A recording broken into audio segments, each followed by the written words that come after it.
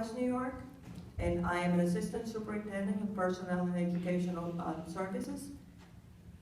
I oversee many of the titles that are paying for these trainings, and we are mandated to attend at least the one for federal programs, which is the Central Office Administration. These are people that oversee different titles under the NCLB grant, titles 1, 2, and 3. They're directly connected with these titles. And again, if we don't use the funding that they provide for the professional development, it goes back to the government. We don't keep a cent of it. So we're not using the funds for what they're intended to be, which is to train the staff that oversees this large amount of money that supplies a lot of our programs, like the enrichment and the BEAM and a lot of our after school and before school.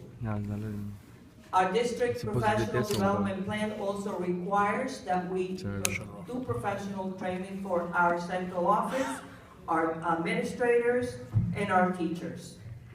This is the one time a year that we send people from central office and supervisors and administrators directly connected to this title to get trained. And again, I would ask this board to reconsider maybe splitting.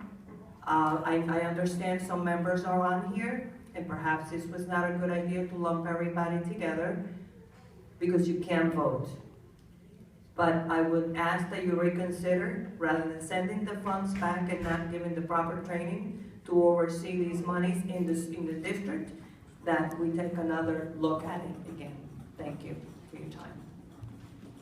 May I make a comment to board members, and I don't know if there was some confusion or genuinely appropriate concern in the alternative about violating the code of ethics as it pertains to voting on an item that is a direct reimbursement or authorization for a board member to participate in the expense or an event that has an expense that benefits them. One way that could have been addressed is to vote on the item as a whole, and then just make the exception of yourself, you're abstaining from that portion of it. And the analogy would be to a bill list. Let's say, for instance, you work for Verizon, and Verizon is one of the vendors that provides services to the district. You can vote on the bill list, yes to everything except bill number 300, payment to Verizon. You don't have to have it in a separate standalone resolution. Is it the better practice? Probably, but you don't have to have it that way. So if the board wanted to reconsider that item so that the individual board members could abstain from themselves, that is an option and your prerogative. So Mr. Roth, can I add something? Yes, if I may. When you weren't here, Mr. Sangillo was here, there were some issues of voting on the consent agenda and then voting no on a particular thing, which you can't do because it's a consent agenda. Correct. So I think that may have just carried through. So I'm gonna, wow. No, what am I saying? So what I would do is, that's all I'm saying. If the board wants to reconsider, then what I would do is you could just reconsider, because it's not a consent agenda item. You can vote on everything but for an item, and that's the way to do it. But I wanted to explain, because this was pulled off the consent agenda, you can break out your vote. Yeah, we're saying the same thing. Yeah, no, I'm just thinking, I was trying to explain to them why I told them one thing then, and now it Okay. seems to be different. Board Attorney, I just want to say, as a trustee, I find it, I'm okay with, splitting it up like that.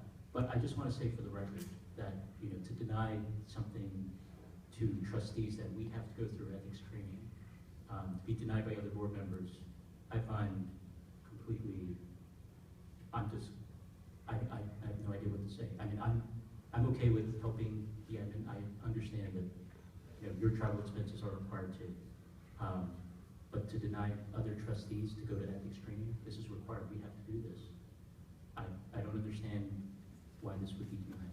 Well, that's why I think, Mr. Chang, if trustees were under the impression that since everything, like, let's say 2 or 3 board members were the same resolution, and since your name was there, you voted no, or you abstained rather, because your name is there. What I'm saying is you could have voted yes, with the exception of me, and that would have been fine. No, I just want to say that for the record. So I just want to say that for the record. So and I would advise the board that any mandated travel or mandated conferences, ethics training,